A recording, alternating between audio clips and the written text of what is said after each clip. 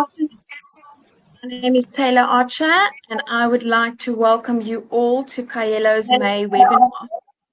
If we are completely honest, life is not always smooth sailing, and just like we experience the emotional highs and lows, our financial journeys can be as unpredictable.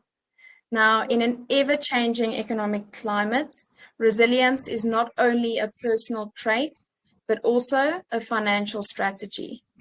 We are privileged today to be joined by Val Leeming and Liana Henning from Interface, who together have over 41 years worth of experience in personal finance and financial coaching. Now, these two lovely ladies will guide us on the topic of financial resilience. Please feel free to share your thoughts or ask any questions you may have in the chat box, and we will do our best to respond to you. Thank you. Thank you so much for that wonderful and warm welcome, and good afternoon, everybody on the line today. Certainly a very important topic, that of building financial resilience. And the good thing, just like our physical strength can be built, so can our financial strength. It's great to be co-presenting with you, Liana. Great to have you on the line today. In terms of today's session, I know we've got a packed power hour ahead of us. And just to sort of remind anybody on the line how you can access financial coaching and financial strength in terms of being able to really navigate through some very tough economic times. I just want to remind you that the coaching program, you've got to love it. It is free, confidential, and it's available not only to you, but to your direct family members.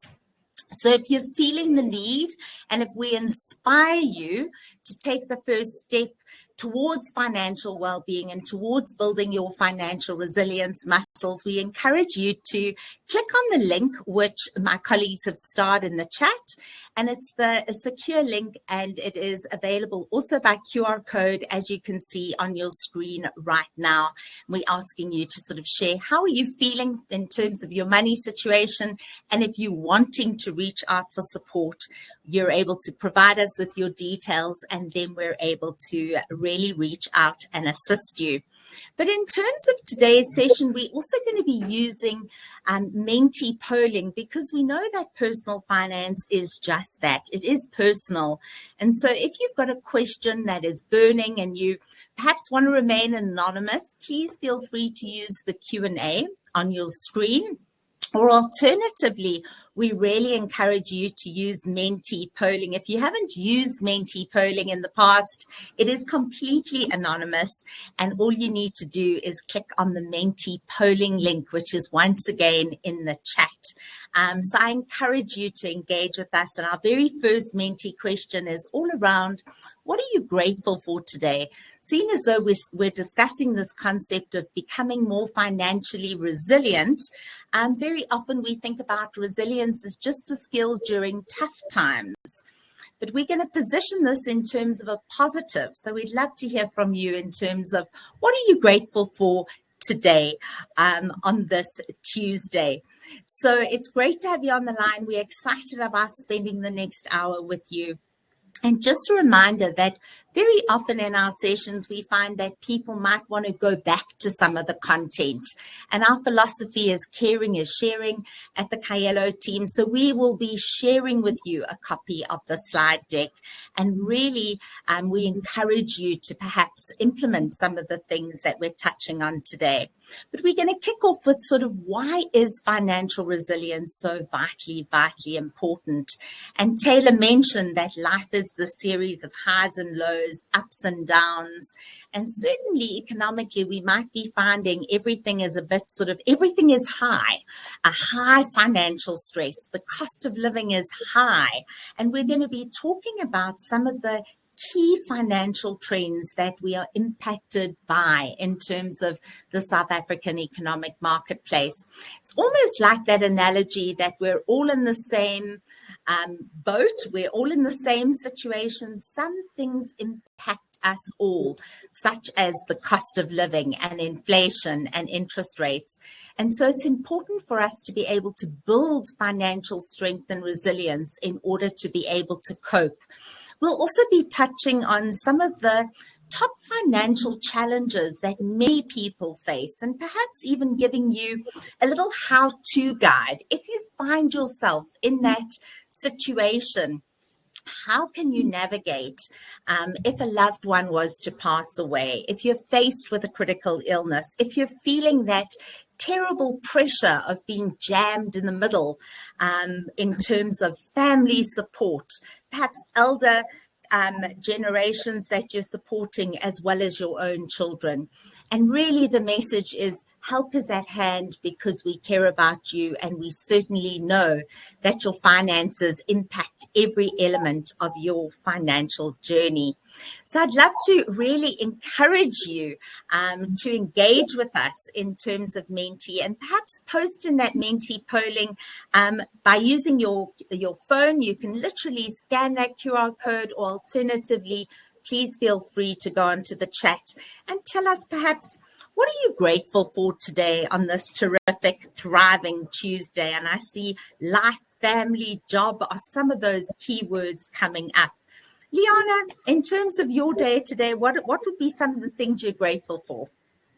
Oh, Val, absolutely. I'm so grateful to be on the call, because that means I'm employed, I'm generating an income, and I can take care of my loved ones. And of course, no guesses around that. I'm grateful for my family and for my health. Absolutely. So we already have something in common. If you're saying family, health, your life, the fact that we're employed, those are some of the common financial denominators or common denominators. Somebody is saying the weather, somebody is saying money, peacefulness, having a goal, God. So we've certainly got a lot in common. And I guess when it comes to positioning this from a positive perspective, the reality is that from an economic perspective, the importance of building financial resilience is so relevant right now, because we know, as I mentioned, these are some of the top stress trends. As I said, we all work in order to earn a living. Perhaps that's a common denominator between us all today. We all have a bank account, and I'm sure all of us on the line today would love it if our month was simply a little bit shorter, or our paycheck a little bit bigger, in order for us to navigate the cost of living. Everything seems to be going up in terms of groceries, water, lights, and electricity. We're entering a new season, autumn moving into winter, and we know that that's going to mean utility bills are going to go up. We also know that for many of us, we tend to rely on that 4-letter word debt. And the average person spends between 70 and 75% of their monthly salary, their incomes, on debt. And many people in default, meaning that they're falling into arrears. They're not able to pay all of their credit providers. So it almost becomes like a juggling act. Who am I going to pay this month? Is it going to be Woolies? Is it going to be my home loan? Is it going to be my car finance? Is it going to be that personal loan? And one of the reasons why people are struggling with sort of their debt repayments is because very often we tend to spend more than we earn. We're a nation that likes spending versus saving. And very often when life happens, when we have to navigate those sort of unexpected events in our life, we don't have savings to fall back on. In fact, 44% of people don't have that in case of emergency fund, that ICE fund in place. So when the car breaks down, or there's a death in the family, or let's say the geyser bursts, or their car needs tires replacing, they don't have that sort of stash of cash to fall back on. Very often then turning to other people's money, or bank money, or financial services for a loan. Another big pressure trend is around this, I earn X amount, but because of my family being unemployed, I'm having to support more people. So family support is a massive pressure point. And sadly, you know, at the moment, if you, like me, are getting paid on the 25th of the month, you know, we're already counting down to payday, 12 sleeps to go. But many people have less than R1,000 left after payday. So if they get paid on the 25th, you know, within a couple of days, they have only R1,000 left to spend until their next pay cycle. Many people becoming sort of in debt or in overdraft by payday. And so people needing to access this lifeline alone in terms of just not for luxuries, just to literally navigate their monthly expenses. Some other trends that I think are important is also around the fact that digital fraud is on the rise. You know, every day it seems like there's another scam, phishing, smishing scam, and people are very often victims of these scams. And so, you know, that really does once again really emphasize the importance of building financial resilience, looking to our future selves. Scary fact, 94% of people cannot afford to retire, and many South Africans tapped into their retirement fund savings last year, the first year that the two-pot, or should I say three-pot system became available.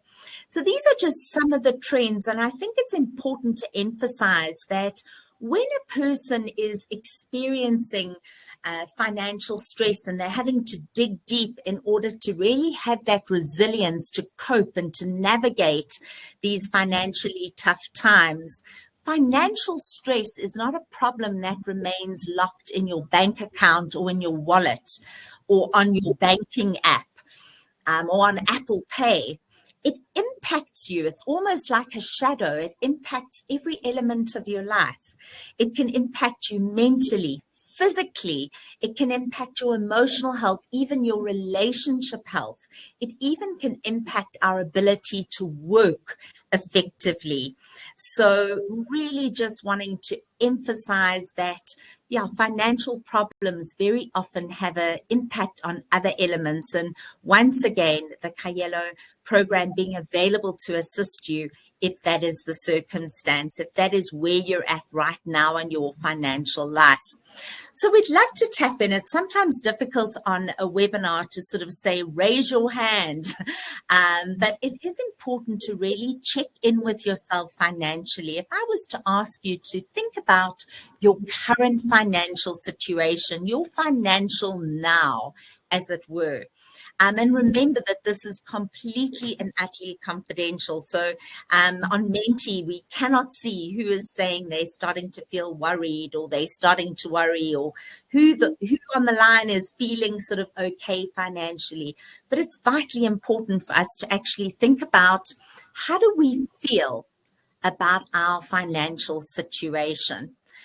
Because feelings just are, they come and go, and it's important for us to sort of check in terms of where we're at. And as you can see, it's almost like it's reassuring in some ways to know that you're not alone. If you're feeling worried, if you're starting to worry, you're not alone. Others are also in that circumstance. Or in that situation. So I encourage you to engage with us once again on Menti polling. I'm going to just remind you of that possibility to engage with one another on Menti polling. So as we can take a look, and I think the important thing is many of us go to school. Perhaps we get our matric or senior certificates or NQF level 4 certificates, and perhaps we've been at school for 13 years of education, and then we join the workforce. We might be new employees and we're just starting out in our sort of journey. I'm thinking immediately of my children. I've got a 23-year-old and a 25-year-old starting out on their financial journey.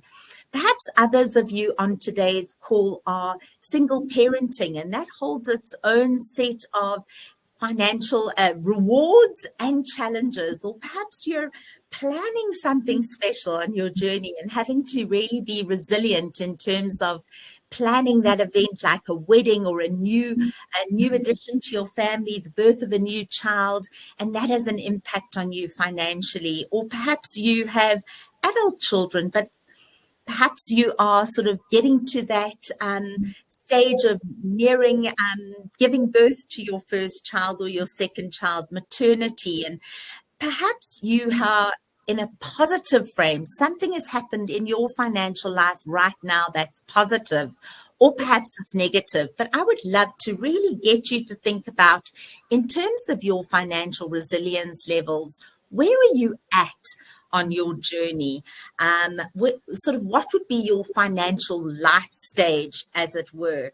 So once again, we'd love to ask you to engage with us, because this will really give Liana and I some insights in terms of what we should be focusing on today, in terms of whether you feel like your now is all about juggling those commitments, or whether it's about having adult children, or you're considering commitment. So we'd love for you either to use the chat function, or alternatively to use Mentee polling, and really to engage with us. And I'm going to take a look and see where we're at in terms of the audience.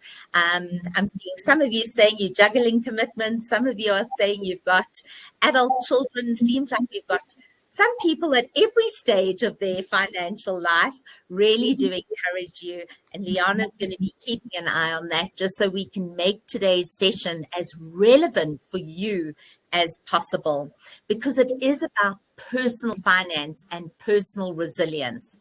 So before we get started, I just want to remind you of the Kaelo Financial Coaching Program. Whether you are just starting out your career, or you're growing your family, from budgeting to debt management to setting a goal to making sure you have a will in place, to something else we all have in common, paying tax, to saving. The program is free and confidential for you and your direct family members. And I encourage you, in order to, don't wait until you're facing a financial emergency. Let's be proactive. Let's reach out and have a check-in session with a financial coach to see how we're tracking in terms of our personal financial lives. So I really encourage you, if you are brave and you want some help on your journey, please reach out for financial coaching.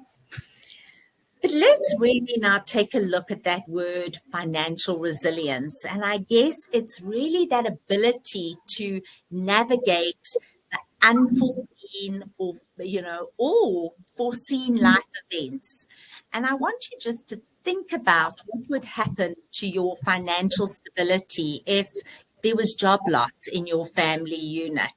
Perhaps in my situation, if my husband, who we share financial commitments, if he was to lose his job, how would I cope as being the sole breadwinner? How would we be able to navigate that? Or say if there was a death in the family unit, or if I always want to say, touch wood, experienced a critical illness, or perhaps there was an unforeseen home or vehicle expense, would I be able to recover from that event? Would I be able to navigate those circumstances? And I guess one of the great examples of resilience is that wonderful concept of, we're not defined by how many times we fail, but by how many times we get back up there and try again, that try in order to triumph. A great example of resilience is that lady on your screen. If any of you recognize this person, perhaps pop it in the chat function. Please let me know. I'd love to know whether you recognize her. I'll give you a clue.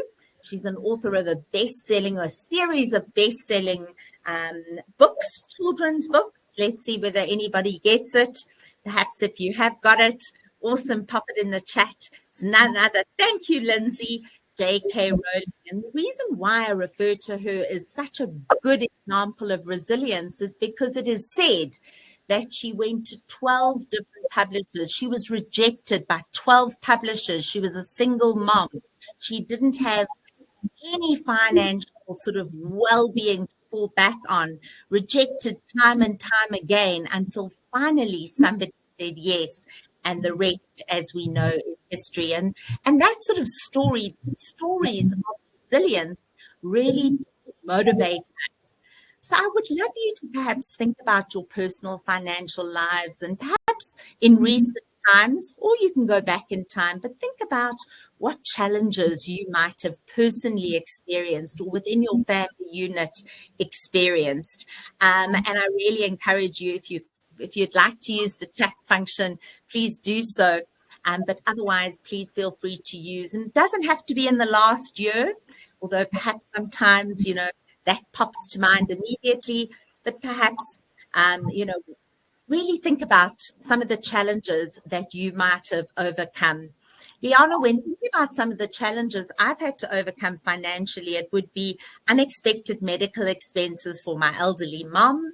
Another thing that pops to mind is over the last 20 years, there's certainly been times where in our family unit, we've experienced income changes. From your side, what have been some of the trends we've seen in terms of financial challenges from a coaching perspective as we get people to think about that question? Yeah, absolutely, Val, the ones that you've mentioned, but also unexpected maintenance to vehicles. Just the other day, one of my colleagues left the office, and as she turned out, she hit a pothole and needed to replace those tires. And of course, we know within the family unit, there could have been changes. My memory goes back to COVID and the pandemic, and how many households felt that financial pressure because of change in an income structure, and of course, leaving them feeling very financially distressed. Thanks so much for tapping in. And I see that a lot of people are sort of saying, death and unexpected health bills, unexpected expenses, unable to save, perhaps still paying rent, or perhaps your adult children are not earning a good enough income and you're having to sort of really provide and provide a bit more, or even behaviorally, overspending on the credit card, and then finding yourself stuck in this sort of hole in terms of, I didn't realize all the cost of that additional, the cost of a credit card. So whether it's loss of income, loss of a loved one, loss of perhaps opportunities, perhaps loss of health, it could be a whole lot of things that we need to. And Elizabeth also notes that COVID certainly had a huge impact on many, many of us. But for a second, Liana, I'd love to ask you, please, to perhaps share this short video, which really just unpacks the concept of resilience, so that then we can sort of make it real in terms of a financial perspective. So I'm going to ask you, please, to share this short video with those on the line. Perfect. It's up. Let's take a listen. What is resilience? In short, resilience is the ability to cope when something goes wrong. From our ancestors' instinct to survive to modern-day stresses and strains, our resilience has helped us to bounce back when things haven't gone to plan. But what does resilience look like? People who are more resilient are likely to be better at solving problems, ask for help when they need it, and have a can-do attitude. People who are less resilient are likely to struggle under pressure, experience symptoms of anxiety and depression, and often feel deflated and hopeless when things go wrong. So what can you do to boost your resilience? 1. Break the problem down. It will be much easier to manage in smaller pieces. 2. Focus on the positives. It will help you feel more optimistic about finding a solution. 3. Build and use your support network.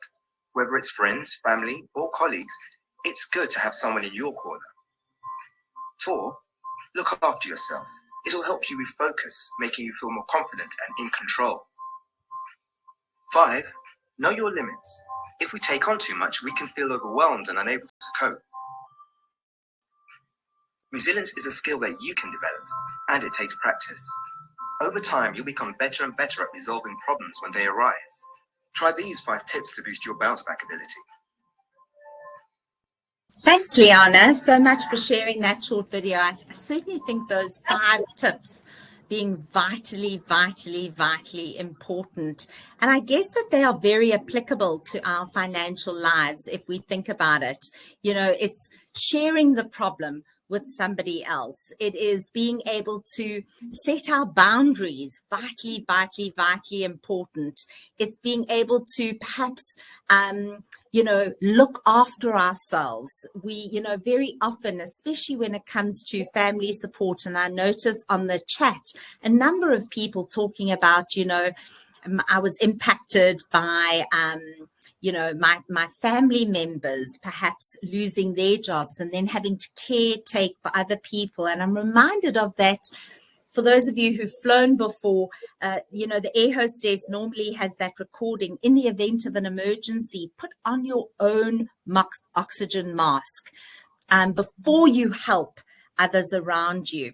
And so really resilience is not saying that life is not going to hold its ups and downs. It's just being able to really be able to navigate through that, to be able to adapt, to be able to recover from these financial setbacks, and to be able to put ourselves back into that state before the event occurred. It doesn't wave a wand and say we're never going to feel financial stress and strain. It simply says that we are going to be able to recover that much quicker. So vitally, vitally important just to sort of talk about that. And really, financial resilience is most probably one of the most key and important life skills, because life is very uncertain. Financial stress is real. We want to be able to thrive, but other things get in the way.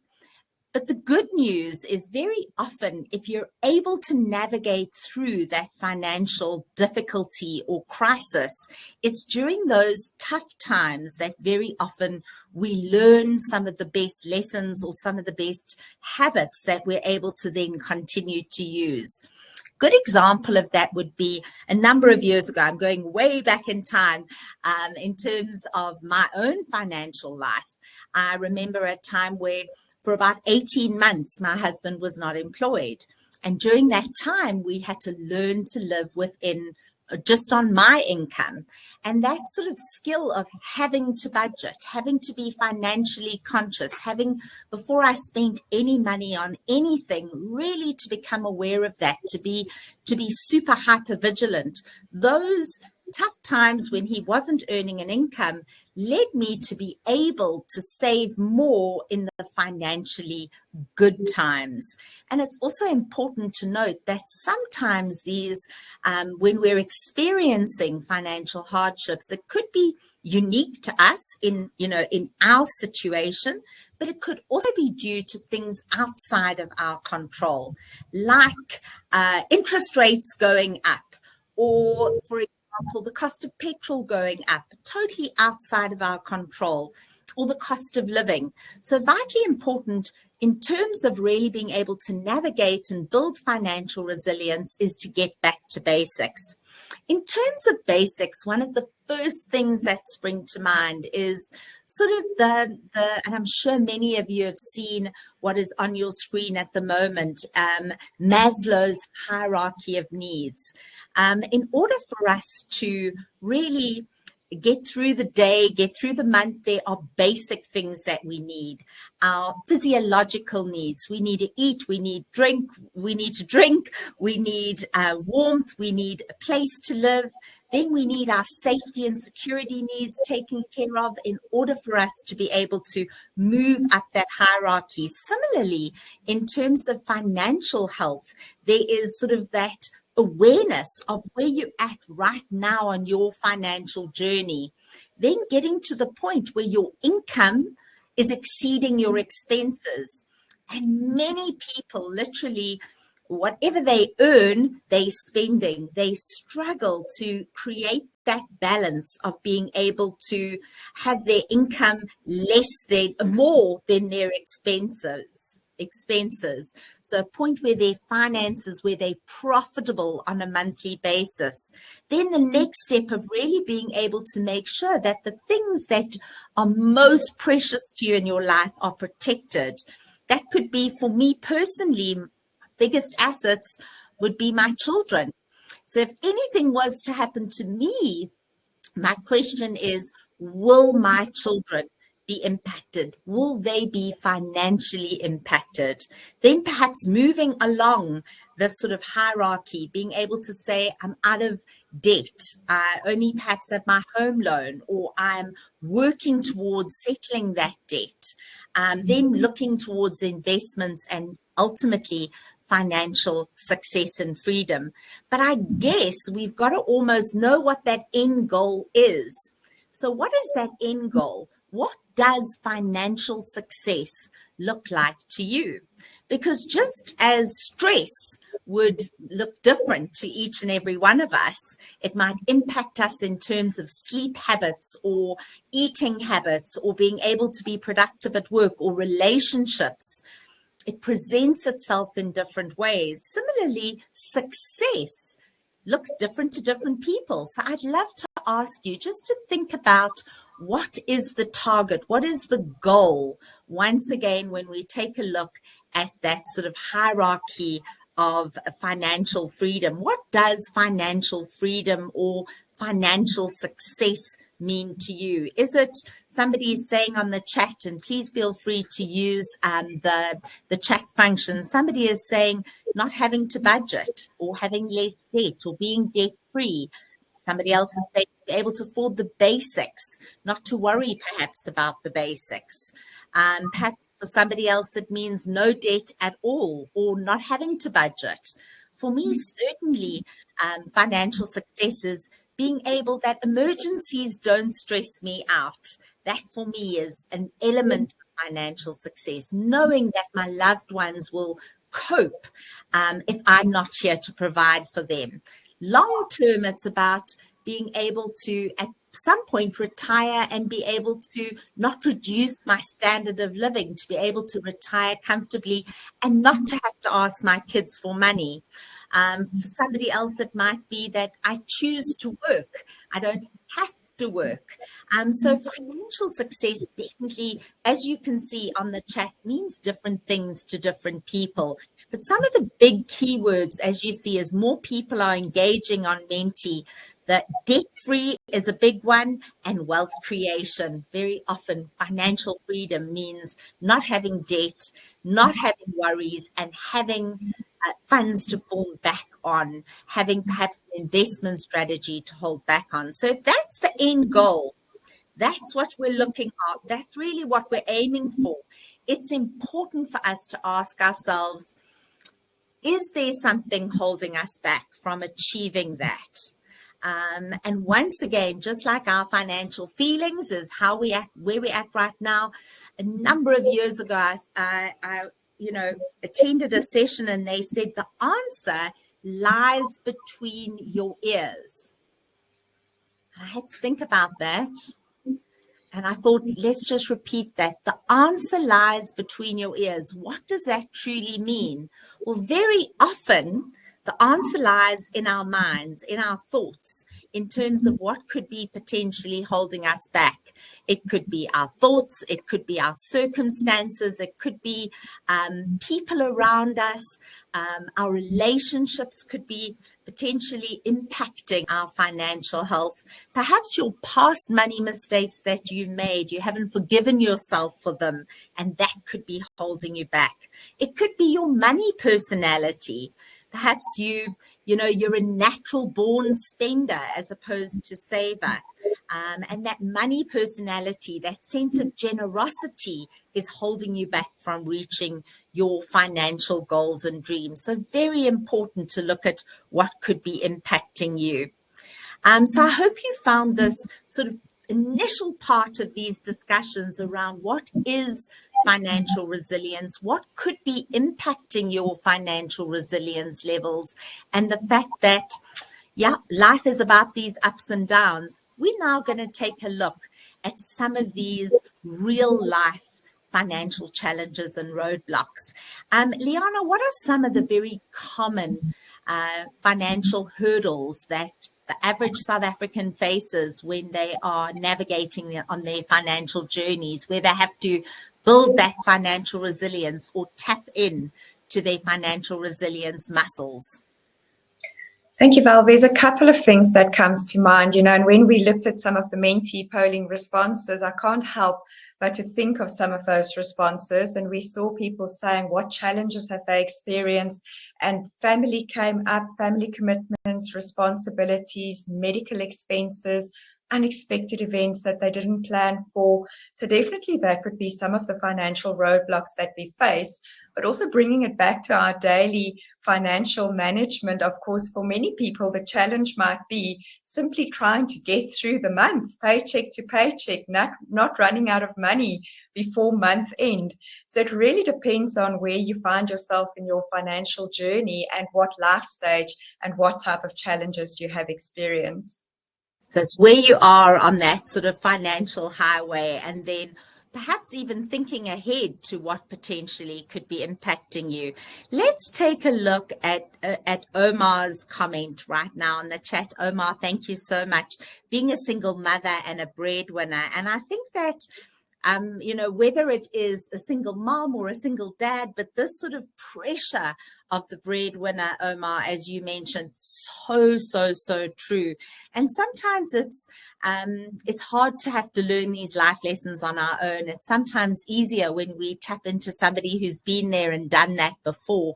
And I really think that, Liana, if you wouldn't mind perhaps allowing the opportunity to talk about single parenting and just how stressful it can be and how help is at hand. I'd love for you perhaps to share this short video where we perhaps can learn from Zola's story. Any Absolutely. questions and comments, please feel free to pop it on the chat. Let's take a listen to this.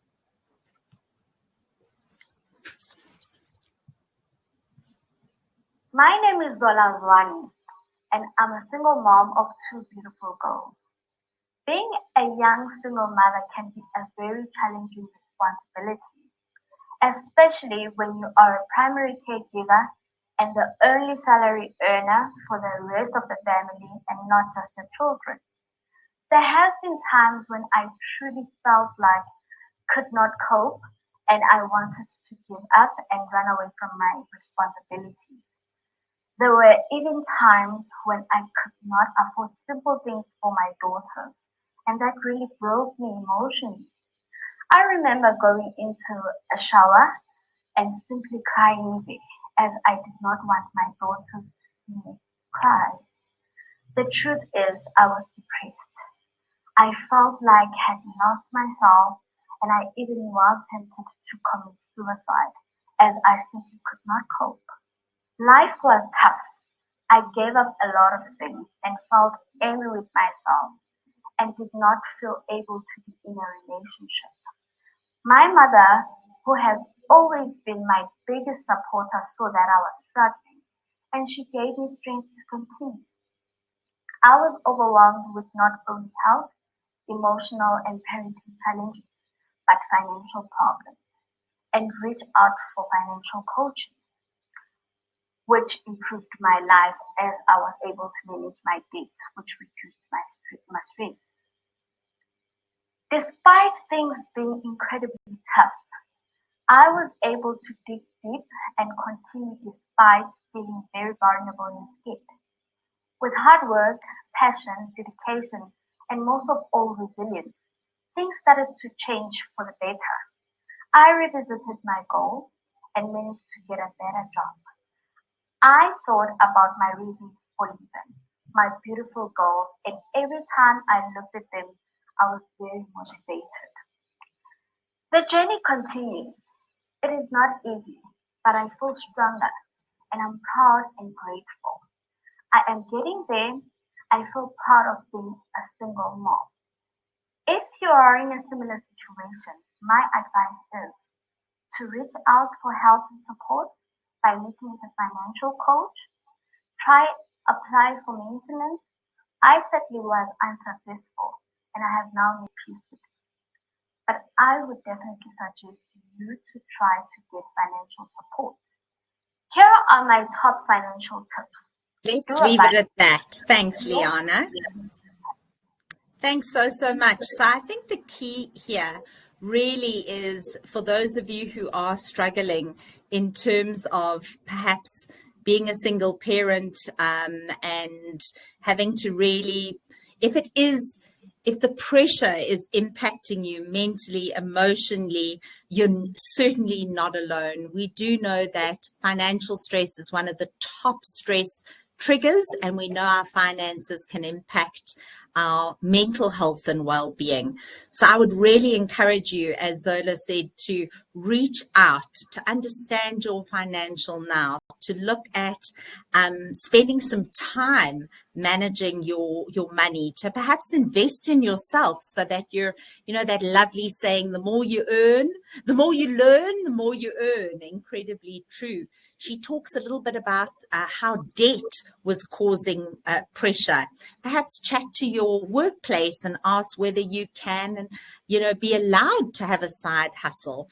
Apply for maintenance. Look at protecting that income. Remember, very often we think about our biggest assets perhaps being our children or perhaps being our home, but actually the ability to earn an income is one of our greatest assets.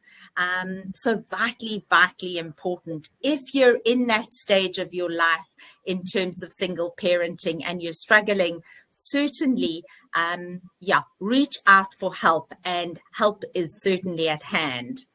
The other message that I know Liana touched on, and one of the key factors that very often people call in for financial coaching for, is this very sensitive issue of really family support. And as much as we love our family and we want to be able to support them, very often it's tough to make ends meet.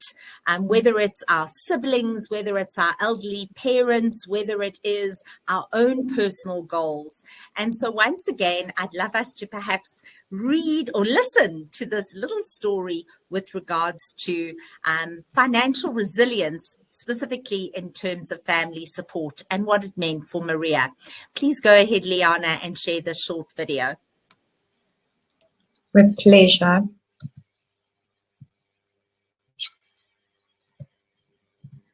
Being able to support loved ones is a gift and an honor to do, if you have the ability to do so.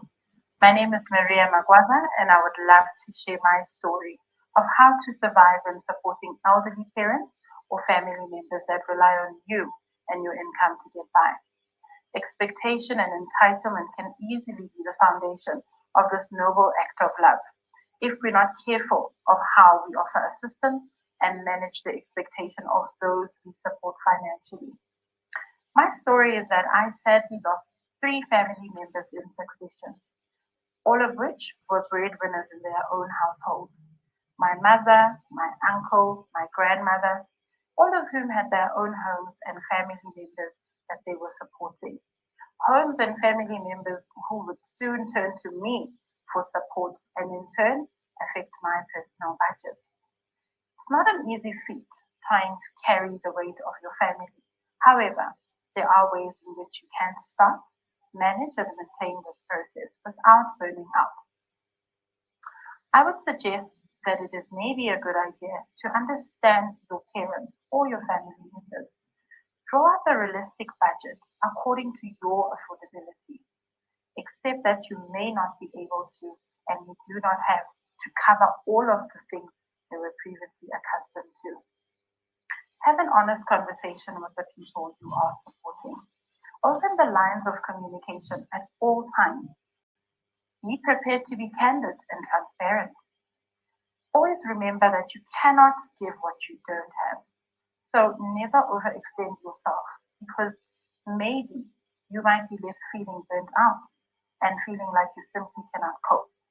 If you are unable to cope and you don't take care of yourself, then there's no way that you'll be able to take care of everyone else. Thanks, Liana. If we could leave it there. I know we have a limited time, but I hope you found that, that really real story of Maria's incredible loss. Perhaps it's something you can relate to. And I think the key message here is she talks about, money can buy anything, but it can't buy everything. So you've got to sort of take a look at currently how much are you spending on family support and align it to, while you might want to support on everything, it's not always possible. So really taking a look at what can you afford on a monthly basis. And in terms of this, really sort of saying to yourself, am I setting realistic expectations? What can I afford? And perhaps having those, as we call it, hot conversations, honest, open, and two-way. So often people don't want to talk money with their family. It's almost along the lines of, we don't ask one another what we earn. It's a private thing, and we certainly don't want to discuss money. So it is vitally important. And perhaps it's also just being, vulnerable in terms of setting the expectations. I cannot afford A, B, and C because I have multiple responsibilities, but we don't want to get into the situation where perhaps you're getting into debt in order to support family members. And a very sensitive topic is that of supporting parents. And, my mom, I'm so blessed. She's 94 years old, and I'm so lucky to still have her. And I'm relieved that I've got 8 other siblings who I can ask for help when it comes to her financial needs and support. So I guess it's about having that conversation with your parents and your siblings, because one of the things that very often we don't consider is, how much medical costs are going to cost in the future. For my mom, her need for care is increased, and the costs are way above the current inflation rate. So you do need to really not only think about your current need of supporting that loved one, but also think to your own financial future and ask yourself, is this going to happen in the future? Will my children be experiencing this when I sort of get to my retirement age? If I'm lucky enough to live until 94, what would be that impact? And really having those conversations and not just holding, being willing to have the conversation and not just sort of keeping that to yourself. So I'd love us to just touch on that. How comfortable are you having a money conversation? So option 1, yes, you're comfortable. Option 2, you're lukewarm. Option 3, you definitely want to steer away from that. Or perhaps, when did you last have a hot conversation?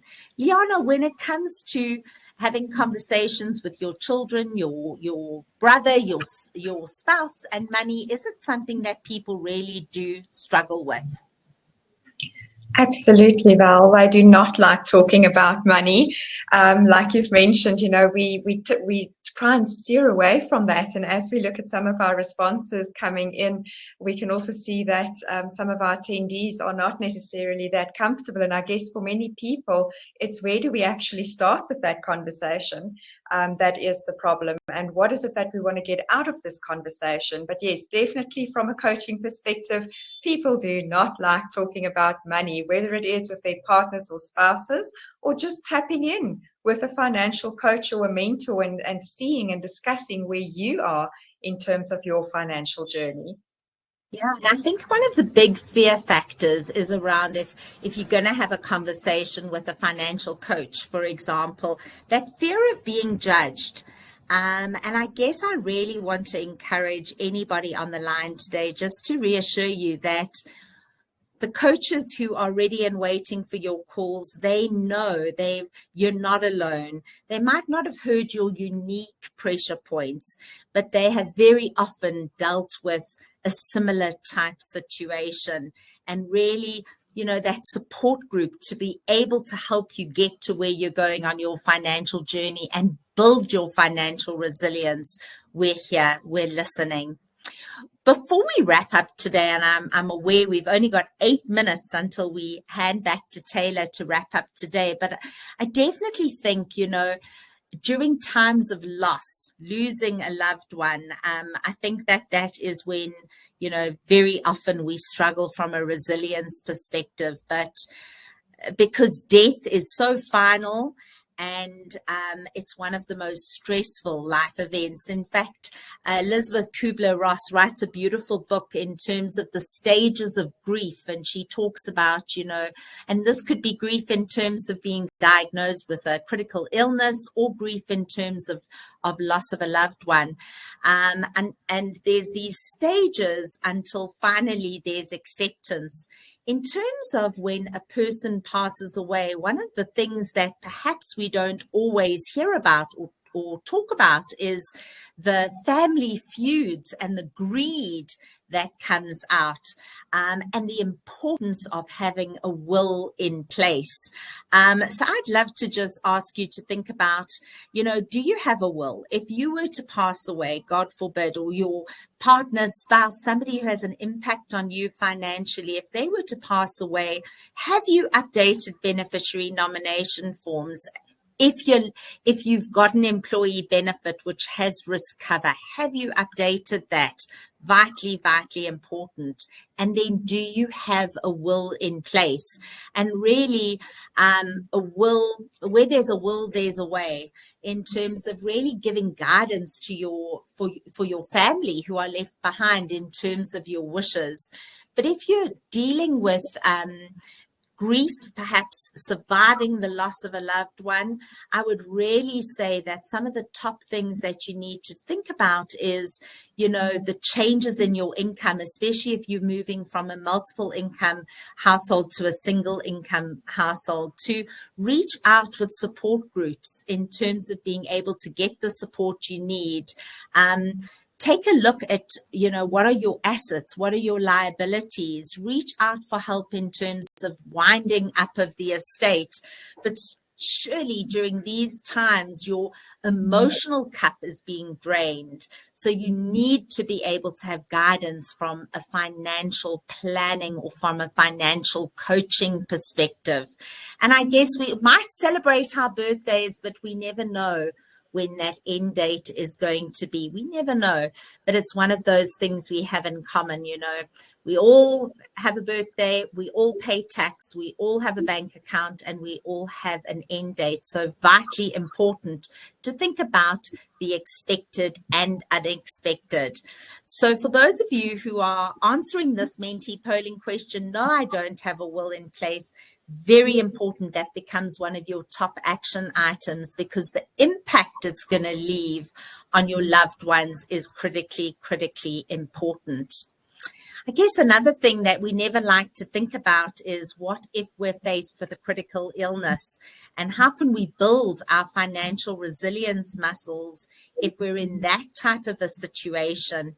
And I would definitely say that personally, I've had health issues in the past, and I'm sure many of us on the line have had health issues. And I think it's almost a case of, we don't always appreciate our health until we perhaps lose our health. In fact, it's one of the three things that every person test shows us that we want. People at the end of the day want to be happy. We want to be secure, financially secure, feel protected. We also want to be healthy.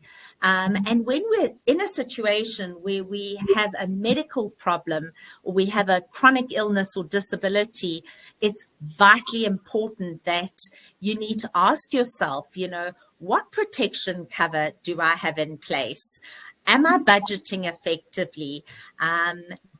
If I'm healthy, do I have the right cover in place that will protect me if that situation is to change? And remember, very often when it comes to life cover or risk cover, we don't pay for it or we don't buy it just with money. We buy it with health. So vitally important. And I know that the Kaelo program have got some wonderful solutions in terms of gap cover and in terms of being able to provide you support if you are in that situation. And I guess the key thing here is really find out information. Make sure you have a team of people who are going to be able to support you. And caring certainly is sharing. Knowing what cover you have in place, vitally, vitally important. If you are on chronic medication, make sure that you have got that covered in terms of your health care.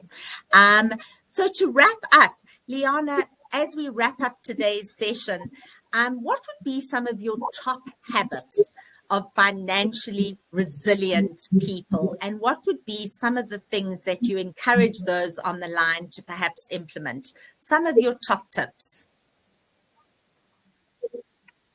I think, in short, some of my top tips would be is become aware, of course, what you are spending your money on. And remember that whether you are going through a difficult situation, that this situation too shall pass. But it's about being aware and then having a plan to actually see how you can potentially navigate through this. And very often people feel, but I don't have the skill or the ability to make informed financial choices or to help me with these decisions when I'm in a difficult situation. Remember that help is at hand. But from there, Val, I think it's also vitally important to clearly understand, your income. And how much are you spending? This is, of course, where we talk about the importance of a budget. What is the outcome of your budget? Are you breaking even, seeing a shortfall? Are you seeing a surplus? And if you don't like the outcome of your budget, what are you willing to do? It's about the action that you are going to take. And of course, very important for you to take a look at those bank statements. Where is your money going? Does it align with your budget? And of course, does it align with the goal that you are hoping to achieve? From budgeting and making sure that you understand the outcome, and if you're not happy with it, we can then take a look at how do we actually become organized. And becoming organized, use the tools that's available to you, your budgeting template, whether it's an Excel spreadsheet, an app, or you're writing it down in a little black book, your bank statements, vitally important, your credit report showing you the type of debt that you have, and then, of course, creating that finance file and making sure you've got all the relevant information in one place, and also share with someone that you've created this finance file and where they can find it. Also then important on your journey to take a look at, well, is there room in your budget to actually save? Now, saving, of course, is very important. And of course, together with that, you will only know whether there's room in your budget to save if you take the time to see how you are spending your money. From saving, it could be cash that you've got available, or you could also save on your debt repayment. So take a look at your debt snapshot. How much of your income are you paying on debt? Is it placing you in a difficult situation? Are you worried? Look at your debt profile. Are you seeing more debt, less debt? And what can you do to minimize it? And then, of course, very important, who are you surrounding yourself with? What type of relationships do you have? Do you have a relationship with a financial coach, a mentor, a financial advisor, your tax specialist? All of that will help you, of course, on your journey. I hope that helps, Val. Love those top tips. So if I remind everybody of it, important to understand your financial now, budgeting critically important, building your financial confidence so that, and telling yourself I can, or if you don't feel you can, reach out in order to help you do that and to create some healthy habits, whether that is paying off your debt, streamlining, living within your income, or saving towards an emergency, or becoming more financially organized. And I guess the key message, one of the top tips, is really being able to access support, and that toll-free number right there on your screen. You can call 0861 Nelson. You can send a please call me. You can email us. And a reminder, before I hand back to Taylor, the important thing really being able to say, reach out for financial coaching. Vitally, vitally important. And I'm just going to remind everybody, if you're wanting to complete your money emoji, tell us how you're feeling financially, and reach out for coaching. You do have that link, which is on the chat function. So I don't think we've had any questions come through on the Q&A. Everything else has been handled by our very organized team of people in the background. But at this point, I'd love to hand back to you and to thank you for allowing us this opportunity. Thank you so much, Val, and thank you, Liana, for sharing your insights with us today. And thank you to everybody who took the time to join us during our May live webinar. We truly hope that you are walking away with valuable tools, a better understanding, and a renewed sense of confidence in managing your financial future. We look forward to seeing you all again next month for our June live webinar. Stay safe, stay warm, and we'll see you all soon. Thank you. Thanks so much. Have a lovely day. Bye. Bye-bye.